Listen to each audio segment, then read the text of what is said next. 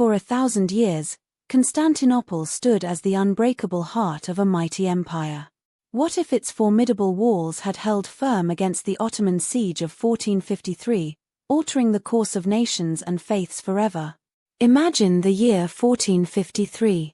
Mehmet II's cannons roar, but the Golden Gate holds. Reinforcements arrive. Perhaps from Venice, sensing a crucial shift in power. Perhaps from Hungary, seeing a chance to secure its borders. Or perhaps, a resurgence of Byzantine might, fueled by a renewed sense of purpose and a charismatic emperor. The Ottomans are repelled. Their grand ambition thwarted. This single moment changes everything. Without Constantinople, the Ottoman Empire's expansion into Europe would be severely hampered. Its capital, currently Bursa, would lack the strategic advantage and immense prestige of the imperial city.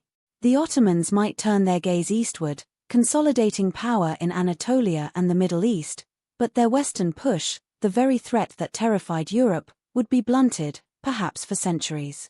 The Balkans would remain a patchwork of independent states, or perhaps, gradually fall back under Byzantine influence.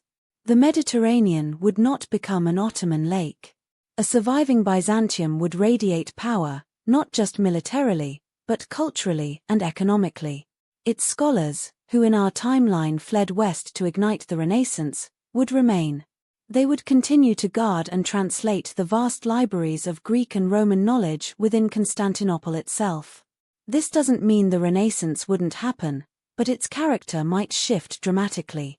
Western Europe might find its intellectual resurgence through different channels, or perhaps, look eastward to a resurgent Byzantium as a source of learning and innovation, fostering a new kind of intellectual exchange rather than a one-way migration of scholars. The schism between Orthodox East and Catholic West, a wound festering for centuries, might begin to heal, or at least become less antagonistic, as both face a common, contained threat.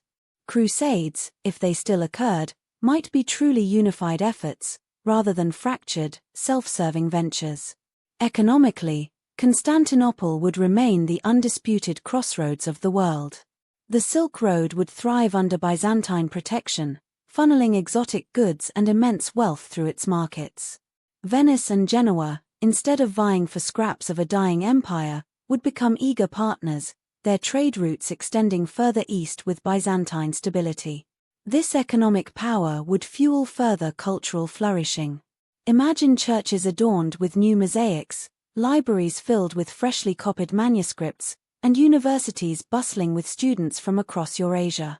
The wealth generated would allow the Byzantines to maintain a formidable navy and army, ensuring their continued dominance and acting as a bulwark against any resurgence of expansionist powers.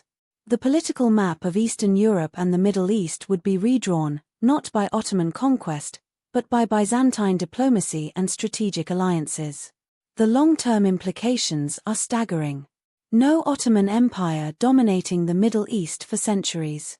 The balance of power in Europe would be entirely different. The discovery of the Americas might still happen, but without the immediate need to find sea routes around an Ottoman-controlled Mediterranean, the urgency might be less pronounced, or the timing shifted. The Reformation, driven in part by a desire for spiritual purity and a reaction against Rome, might also have played out differently.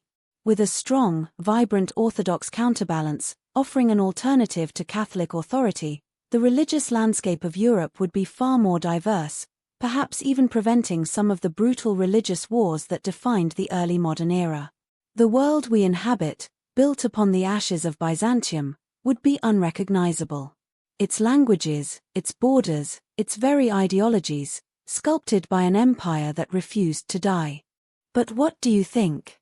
How would the world be different if Constantinople had never fallen? Share your theories in the comments below. And if you enjoyed this journey into alternate history, make sure to like this video and subscribe to our channel for more thought-provoking What IFS.